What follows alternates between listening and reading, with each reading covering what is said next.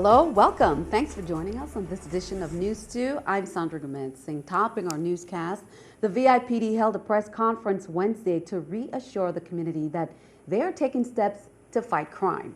One of the things they did was to display the guns they've taken off the streets since January. NEWS2's Erica Parsons has that story. We have aggressively, with the resources that we have,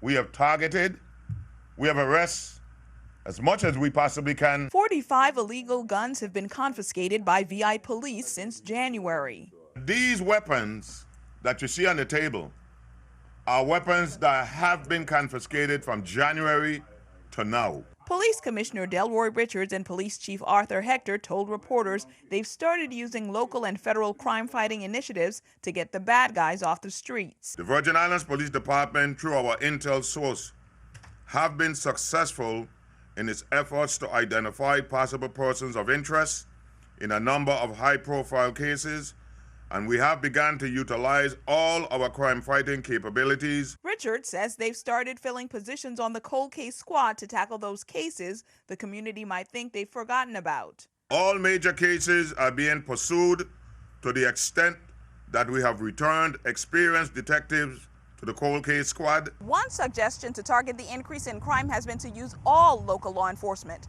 Commissioner Richards says that's something that's tough to sustain financially. When we call out these agencies, we are required to pay all overtime costs incurred. The police department have in its coffers $0 for overtime expenditures. Police were able to make 23 arrests from the illegal guns they recovered.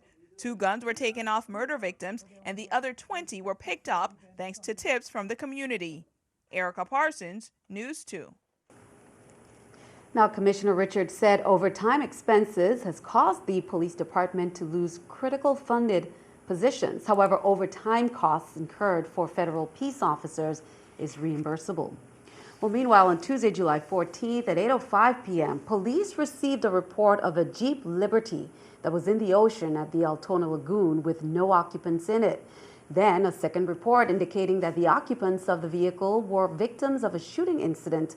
Officers met with the victims at the Louis Hospital, who stated that one of the victims stated that he and his girlfriend were having a meal at Altona Lagoon when 2 unknown men approached their vehicle and opened fire on them, and that he drove his vehicle into the seawater in the attempt to get away. The pair exited the vehicle and swam to another area of the beach, and that's when the male realized he had been shot. Investigations continue. Call police if you have any information. Also, multiple arrests have been made for weapons possessions. Police say it includes a machine gun and a Glock handgun believed to have been stolen from the residence of a police officer a few years ago.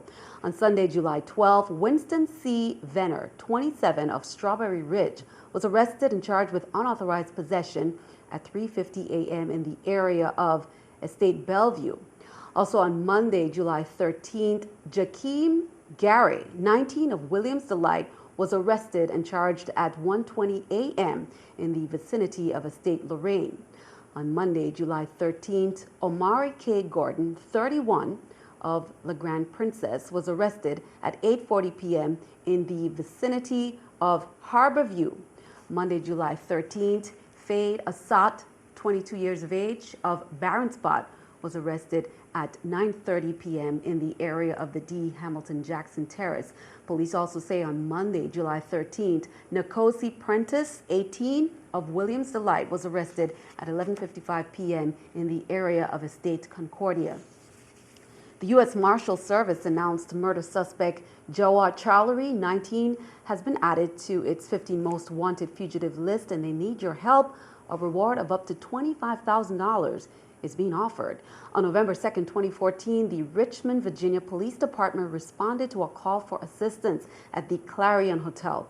Officers discovered the body of Ebonice Escobar, who suffered a fatal gunshot wound to the head.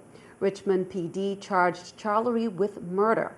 U.S. Marshals confirmed Charlery fled to the USVI after that crime. but he has ties to the cities of Norfolk, Virginia, Miami, and the U.S., as well as the BVI. Enforcement officers say he is a member of a criminal organization in the VI.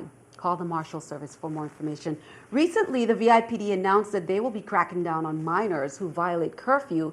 There haven't been any changes to the law, but minors or their guardians could face serious trouble if found in violation. News 2's Erica Parsons has details. Police are redoubling their efforts when it comes to minors out after 10 p.m. without a parent or guardian. The curfew initiative is nothing new. It's something that we've been enforcing for years now.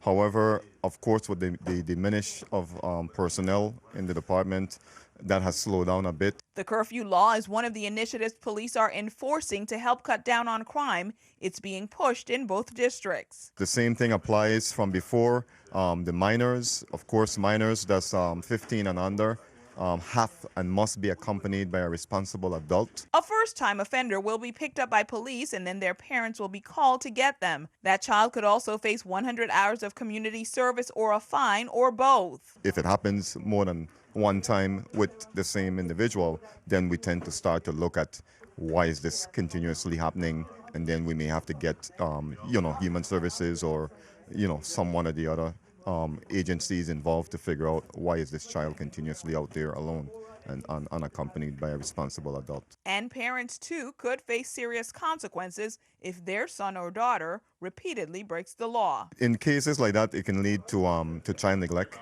and contributing to the delinquency of a minor. So these are all charges that can lead to these type of things. So I encourage parents to ensure that they have responsible adults with their kids in the absence of them being present with their kids. Erica Parsons, News 2. Police are asking parents and guardians to help the department's effort by telling police if your minor is staying out past the 10 p.m. curfew. Well, the Senate Committee on Finance held a special hearing on Wednesday on 3 borrowing-related bills. And after some confusion on preemptions, senators got to the meat of the matter, expanding the Virgin Islands' borrowing capacity. This move, however, could also ultimately affect real property taxpayers. News 2's April Knight has the story. Lawmakers on Wednesday reviewed a series of bills that would increase the territory's borrowing capacity from $40 million to $60 million. The bill would also allow the governor to borrow more money, mainly to cover payroll and other operating expenses for the current fiscal year. The con is, of course, additional borrowing, and the cost of borrowing comes at a cost. The pro is that you really don't have an option between now and the end of September to bridge the gap, other than to borrow money. The debt would be paid by real property taxes from the same year. That means that in 2015, real property owners would be getting 2 property tax bills, and in the future have less time to appeal their case. I'm not sure I'm with that, because I know the economy we're in.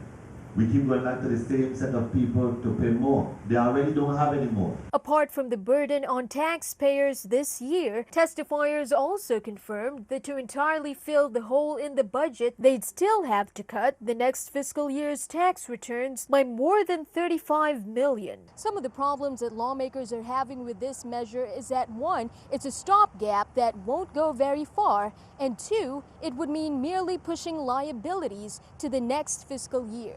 I'm telling you, not going far enough.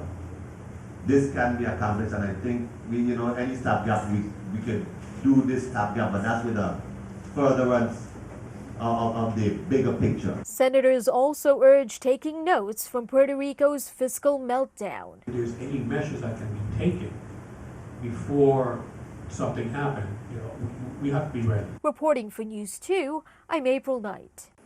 After hours of deliberation, the Finance Committee decided to hold the bills in committee at the discretion of Committee Chair Senator Clifford Graham. Keeping our eye on the economy, here's the New York Stock Exchange with our stock market watch. As you can see there, everything's down. The Dow, 341, NASDAQ, 595, S&P 500, 155. Coming up on News 2, an update on Brookman Road. And the Cokey Point Road has been reopened, and many are pleased with the end result. We'll have the before and after.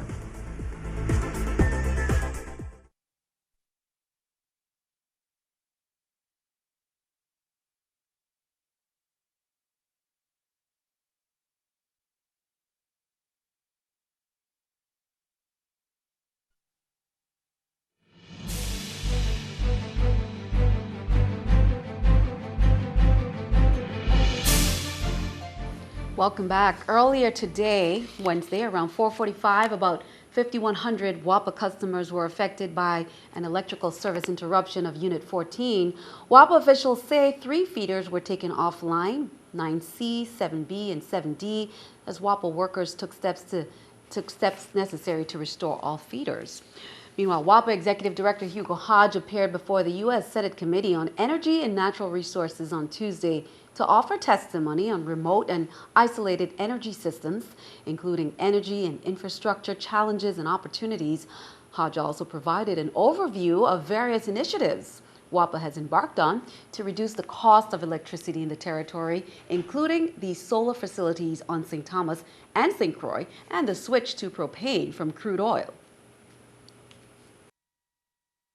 To say that volatile oil prices have placed an undue burden on the businesses and residents of the U.S. Virgin Islands and the overall economy of the territory is an understatement. Since approximately 2003, when fuel prices began an unprecedented climb, electric customers have struggled to pay for electric services, spending approximately 9% of their income on these services versus the 2% paid by their mainland counterparts. Well, as we reported on Tuesday, Governor Kenneth Mapp is out of the territory and will return on July 26th. He is meeting with U.S. Energy Department Secretary Ernest Moniz in Washington, D.C. He plans to tour the National Renewable Energy Laboratory in Golden, Colorado at Moniz's invitation. Meetings and several media promotional events are planned in Atlanta with Tourism Commissioner Beverly Nicholson Doty. Plus, he will be attending the summer meeting of the National Governors Association in West Virginia. Lieutenant Governor Osbert Potter is also out of the territory until Wednesday. Now, Governor Mapp is responding after questions about the executive succession law were raised by a Daily News article. Both Mapp and Lieutenant Governor Osbert Potter are out of the territory. The chief executive named Finance Commissioner nominee Valdemar Collins as the acting governor, but the Daily News said that's not following the law since Collins hasn't been confirmed nor sworn in. They said Education Commissioner Dr. Sharon McCollum would be the next in the line of succession since she has been sworn in. Governor Mapp fired back in a statement Wednesday afternoon saying his administration is following the law, which says the Commissioner of Finance is next in line. Kenneth Mapp says nowhere does the code state that person has to be confirmed. St. Thomas motorists are feeling some relief as major road repair projects show significant progress. The road to Cokie Point, which has been beset by flooding at the slightest rain, has been fixed and reopened. Brookman Road is also showing positive improvements. NEWS2's April Knight show exactly what those roads look like now. The newly reopened Cokie Point Road is almost unrecognizable. Just a couple of months ago, it looked like this, a frequently flooded stretch of road. Now it looks brand new and is built more like a bridge with better drainage. The biggest difference and the only solution we could have done, because even if we fix the road again, like many times we have done in the past, it would only get destroyed by the rain, by the sitting water. Senator Marvin Blyden, chairman of the Senate's Housing and Public Works Committee, has been advocating urgent repair of this major artery for tourist traffic. We really came together and actually came up with a solution in terms of raising the road at a certain level, whereas we don't have to be wasting resources over and over again when it comes to redoing the road every time it rains. Brookman Road is also making significant improvements. Not too long ago, this section of the road was completely impassable, forcing traffic to reroute and businesses to suffer. Now, the same section has opened one lane to traffic, slightly easing the negative impact on businesses. Major improvements: drainage systems in place, elevation of the road construction, the grade of the road, the thickness of the concrete. The town hall meeting made a big difference. I was well educated. The residents were well educated. We learned a lot. One side of the road is still going through major work. Blyden says in the end, it will all be worth it. With all business, you try to stay open. It is a hardship on them, but it's worth it in the long run because I believe it's going to increase their profitability. Reporting for News 2, I'm April Knight. Senator Blyden said the repairs were a product of a collaborative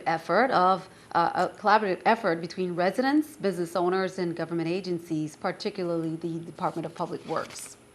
Well, here's something to mark on your calendar. The Virgin Islands Department of Education State Office of Special Nutrition Programs has scheduled distribution dates of bonus USDA commodities in both the St. Croix and St. Thomas St. John district. And here they are. The department's Emergency Food Assistance Program uses income, not age, to determine eligibility. Commodity distribution is reserved for individuals or heads of household who meet certain criteria. On St. Thomas, it will be held at the Lockhart Elementary School cafeteria this Saturday, July 18th at 7 a.m. On St. John, it will be held at the Julius E. Sprouse School cafeteria Saturday, July 25th at 9 a.m. On St. Croix, it will be held at the Charles Emmanuel School cafeteria Saturday, August 1st at 7 a.m. For more information, call 774-0100, extension 2818. Just a quick reminder, the Virgin Islands Office of Veterans Affairs is hosting a vocational rehabilitation and employment division workshop, and this workshop will be video conferenced. Participants can attend at either one of UVI's campuses, business buildings, and that's on Thursday, July 16th at 2 p.m. Be sure to stick around. Your News 2 AccuWeather forecast is coming up next.